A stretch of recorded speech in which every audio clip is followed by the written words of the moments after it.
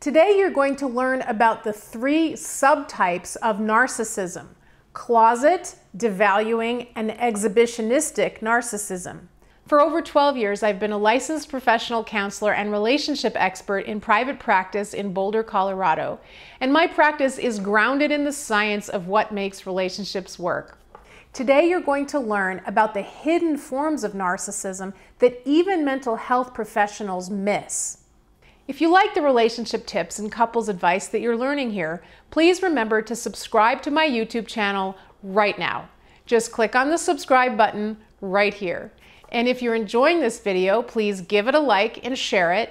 And please go to thepowercoupleformula.com for lots more useful information about how to build an amazing relationship, and powercoupleseducation.com to stay connected. So let's dive in. In our last video about the making of a narcissist, we talked about the importance of mirroring in early childhood development and what this has to do with the development of narcissistic personality disorder. In summary, mirroring is an important function that the parent performs for the child during the critical period of 9 to 15 months and beyond. Mirroring is when the parent makes the child feel that they are special, valuable, and loved, and thereby supporting their newly forming sense of self. If the child receives too much or not enough mirroring, either one of these things can lead to narcissistic personality disorder. And I would encourage you to go back and watch the first video on the making of a narcissist so you can get more information about this concept. So when the child gets an insufficient amount of mirroring, that can lead to a condition called closet narcissism later in life. And what that means is that the mother is actually hostile toward the child's efforts to discover the world and master it. And so the child has to learn to avoid the mother's hostility. And the mom might even be envious of the child. So like maybe she feels like, she doesn't really experience that much joy in her life. And she has this, little baby who's going out and discovering things and just, so full of joy all the time. And maybe that's really making her angry because she's not in touch with her own joy. And so she might even experience a kind of envy for her child that comes out as this very hostile, aggressive behavior toward the child. So maybe the child holds up a toy to show their mom, and they want their mom to get excited with them, and they're looking for that mirroring. And the mom, instead of brightening and clapping and saying, "That's wonderful, you found a toy," she snarls at the child and turns her back.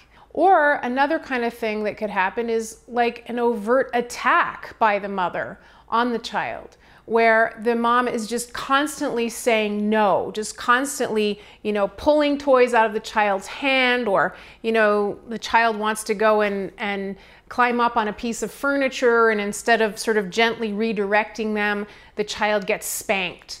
So that would be like an overt attack on the child. So all of those things have a very particular impact on the child's sense of natural grandiosity that is supposed to be happening at that time. Remember that healthy narcissism that we talked about that's developmentally appropriate for that 9 to 15 months old. That child, instead of starting to feel great about themselves because they're getting all of this positive mirroring, they start to feel like they have to push that grandiosity underground. They have to put that away. They can't feel good about themselves in front of their parent because every time they do, they're under attack. So when a child has to shut down this natural sense of healthy narcissism, what happens is they, as an adult, they become very, very accommodating. These are the people who, on the surface, they just go along with things. They tend to be liked by the community, and they seem very easygoing. So on the surface, this person is the go along to get along guy or gal, but kind of in their deep fantasies of themselves, they are better than everyone else. They're sort of a godlike creature, and everyone else around them is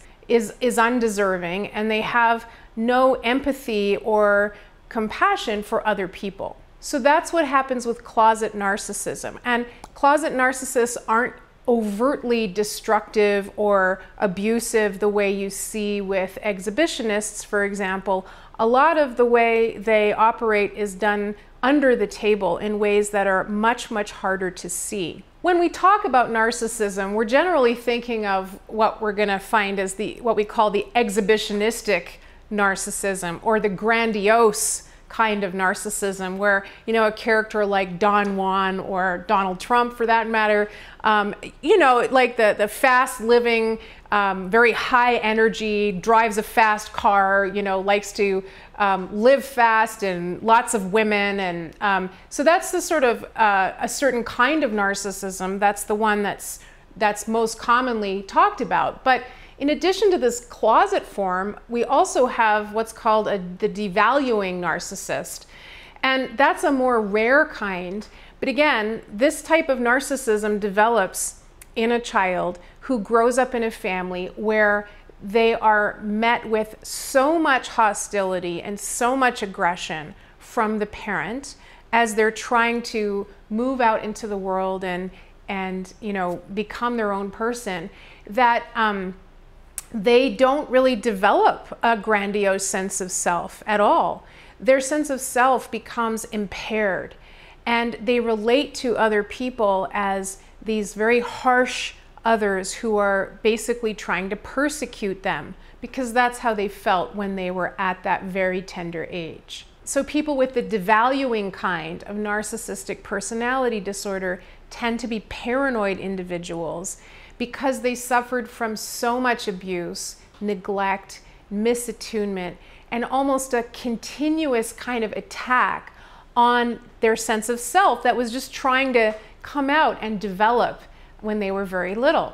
The reason they're called devaluing is because they tend to be very devaluing of other people, because of course they themselves were deeply devalued as well. Now let's get to the one that you've probably heard of, the exhibitionists. Now, most people think of exhibitionism as enjoying taking off your clothes and exposing yourself to strangers through your bedroom window. But this term exhibitionism was really used to describe this kind of narcissism where the person is just over the top, they're out there, they're just constantly self-absorbed and self-promoting. But the question is, where does this get started?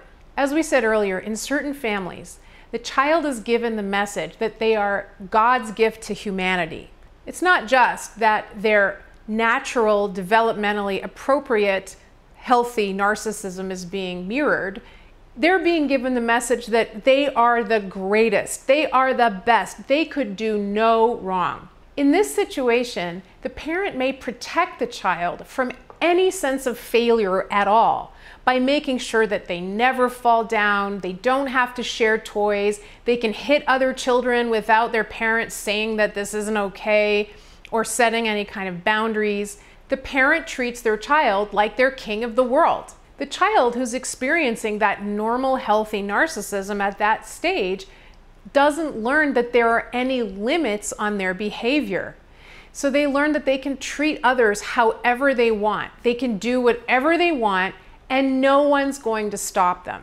So you can imagine, if you fast forward to adulthood, that that child is still continuing to do all of those same things.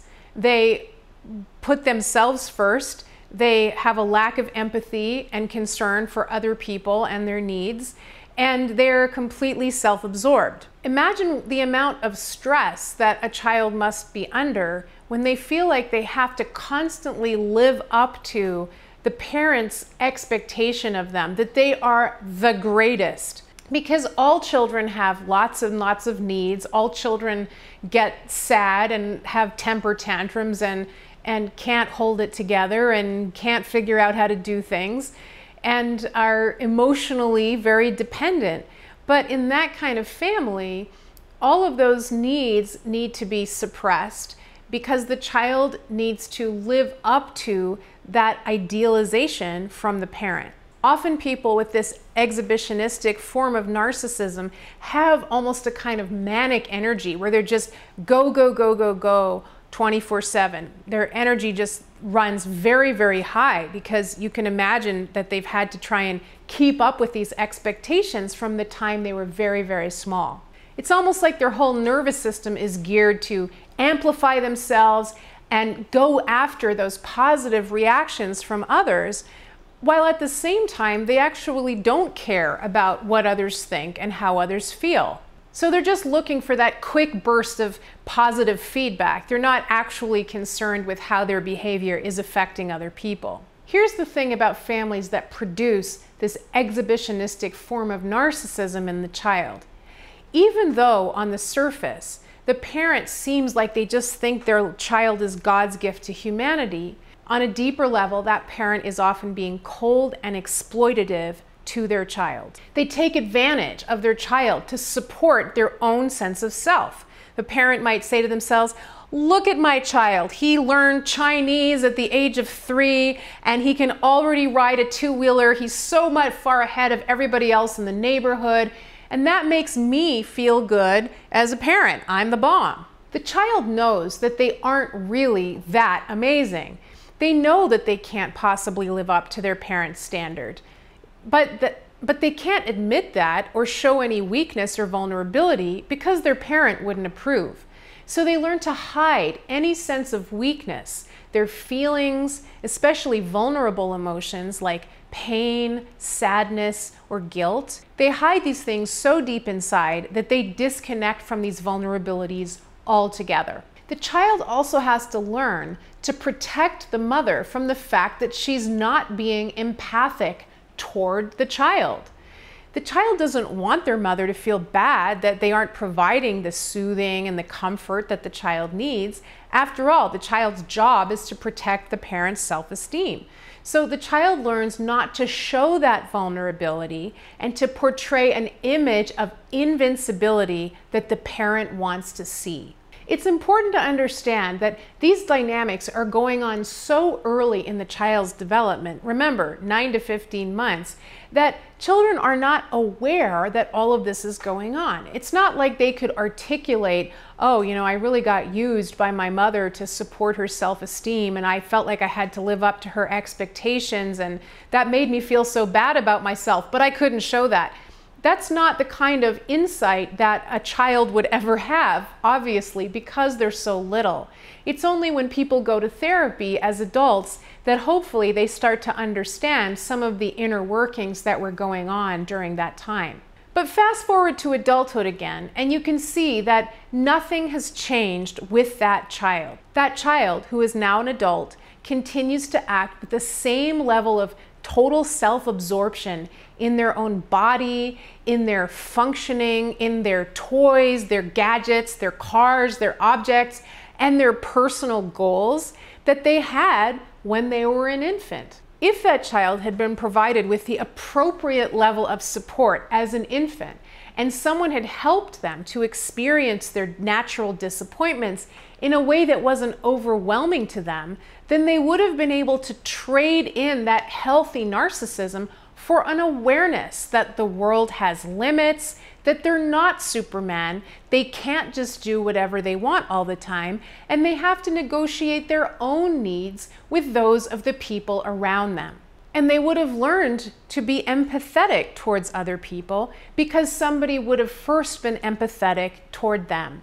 That's why it can feel like exhibitionists and narcissists in general are just missing the empathy chip. But because exhibitionists were protected from any disappointment or any injury, and they were made to feel like they could do no wrong, they don't overcome that natural early stage of grandiosity, that healthy narcissism. And instead, that stage continues to live into adulthood, creating major problems for them in how they relate to others. I hope this video gave you some insight into how narcissistic personality disorder develops.